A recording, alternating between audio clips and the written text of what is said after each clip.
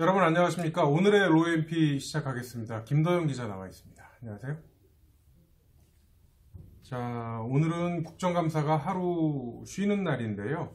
자유한국당 얘기 한번 해보죠. 그 보수 대통합 관련해서 보수 관련한 각 당들이 다 연합을 해야 된다. 그게 보수 대연합인데 대통합이고, 자유한국당에서 박근혜 전 대통령을 재평가해야 된다. 이 의견이, 이 주장이 보수 대통합 관련해서 굉장히 파장이 이렇게 있다면서요? 예, 맞습니다.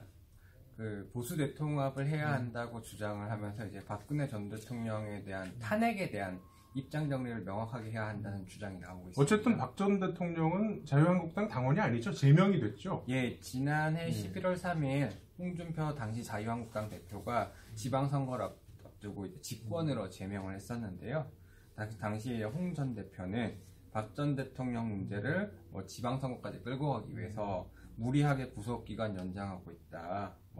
자유한국당을 국정농단 박근혜 당으로 낙인 찍어서 한국 보수 우파 세력을 괴멸시키겠다는 그게 정부 여당의 의도라고 얘기를 하면서 보수 우파 본당으로 거듭나기 위해서 박근혜 당이란 멍에에서 벗어나지 않을 수 없다고 판단했다.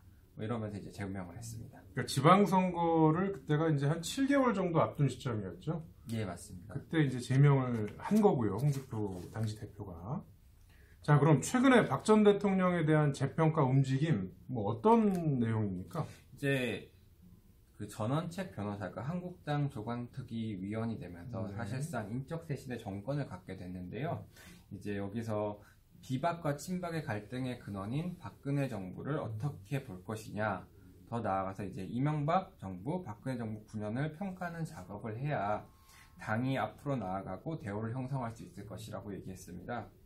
그리고 태극기 부대에 대해서도 부대라는 표현을 쓰는 것은 적절하지 않다, 이런 표현 사용하면서 좀 포용하려는 움직임을 보이고 있는데요. 이제 김병준 비상대책위원장도 이제 이 부분에 대해서 언젠가는 꼭 논의를 해야 될 문제라고 얘기를 했습니다. 그리고 전 위원이 그 한국당 지도부에 그 박근혜 정부 탄핵 이런 거에 대한 전반적인 대토론회를 제안했고요. 이 부분에 대해서 김 비대위원장도 그 선을 그었지는 않은 상황입니다. 어쨌든 박 전 대통령을 탄핵했던 과거 새누리당의 친이계, 비박계 세력이 상당 부분 자유한국당 안에 있기 때문에 이게 굉장히 민감한 문제가 되는 거죠.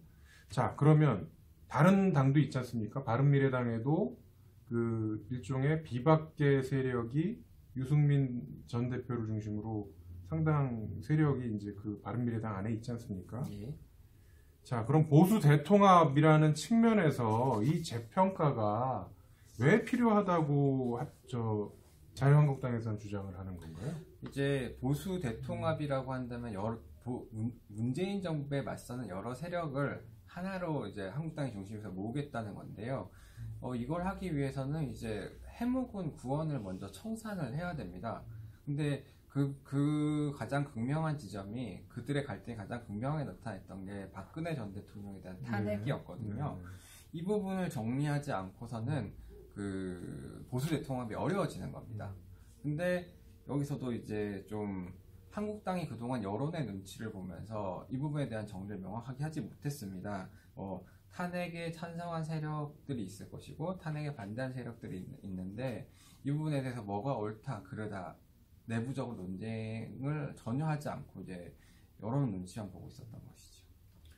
결국은 보수 대통합과 박근혜 전 대통령의 재평가, 이게 서로 떨어질래야 떨어질 수가 없는 그런 아이러니한 상황이 된 거군요. 예, 맞습니다. 이제 홍 전 대표가 이제 보수 우파의 본당으로 돌아간다면서 제명을 했는데, 또 다시 보수 통합을 하기 위해서는 이 부분을 정리하고 가야 된다라고 얘기를 하는 것이죠.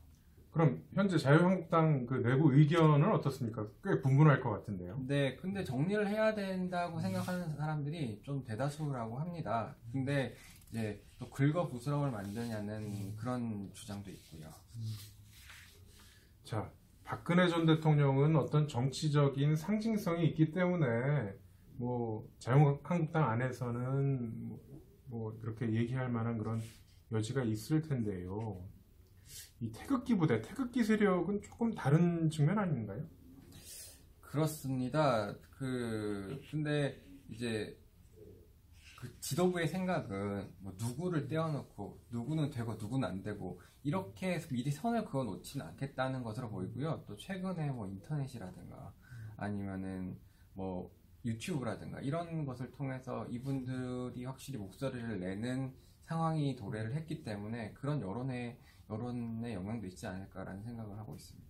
정말 핵심적인 부분은 박근혜 전 대통령의 재평가라는 그런 추상적인 개념이 아니라 박근혜 대통령 탄핵이 옳았다, 틀렸다, 그거 아니겠습니까? 네, 맞습니다.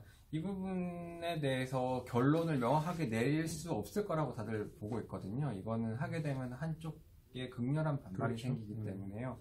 근데 만약에 탄핵이 옳았다라고 결론이 나게 될 경우에 이제 친박 세력들은 반발을 하겠지만 이제 그 바른미래당에 있는 유승민 전 대표를 위시한 그 일련의 세력들이 다시 한국당으로 복귀할 수 있는 명분이 될 것 같고요.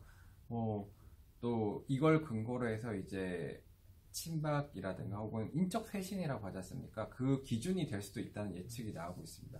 반대로 이제 탄핵이 잘못됐다라고 얘기한다면 지금 주류를 점하고 있는 한국당 내 비박계와 그리고 밖에 있는 그 이제 바른미래당의 유승민 등이 이제 함께 할 수 없게 되는 그렇죠. 것이죠. 예, 보수 통합이라는 게 사실 물 건너갑니다. 보수 대통합이 여전히 그 ING 진행형인 상황에서 뭐 일전 국정감사가 끝나고 예산국회 끝나고 내년에 이제 본격적으로 그 2020년 4월 총선을 앞두고 굉장히 다양한 그런 그 움직임들이 많이 있을 것으로 보입니다.